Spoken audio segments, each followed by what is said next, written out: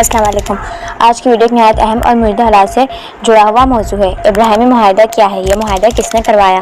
کون سے مسلم ممالک اس میں شامل ہیں؟ اور 2025 میں اس کی کیا نئی خبریں سامنے آئی ہیں؟ کیا ایران، شام اور سعودی عرب بھی شامل ہو سکتے ہیں؟ اور کیا یہ معاہدہ مسلمانوں کے لیے خیر ہے یا خطرہ؟ آئیے حقائق، تاریخ اور موجودہ خبروں کی روشنی میں جاننے کی کوشش کریں۔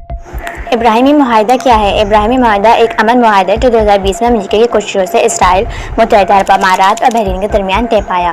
بعد میں مراکش اور سوڈان نے بھی اس عمل میں شمولیت اختیار کی۔ اس معاہدے کا مقصد ہے سفارتی تعلقات قائم کرنا، تجارت، ٹیکنالوجی اور سیکورٹی میں تعاون، اور فلسطینی مسئلے کو پس پش ڈال کر اسرائیل کو تسلیم کرنا۔ اسلامی دنیا میں رد عمل۔ جب یہ معاہدہ ہوا تو مسلم دنیا میں ملا جلا رد عمل سامنے آیا۔ کچھ حکومتوں نے کہا یہ امن کی طرف پہلا قدم ہے، مگر علماء، اسکالرز اور عام مسلمان عوام نے اسے فلسطینیوں سے غداری قرار دیا، کیونکہ جب بیت المقدس، مسجد الاقصی اور لاکھوں مظلوم فلسطینیوں کے حقوق کی بات ہو تو اسرائیل کو تسلیم کرنا ایک بہت بڑا سوال بن جاتا ہے۔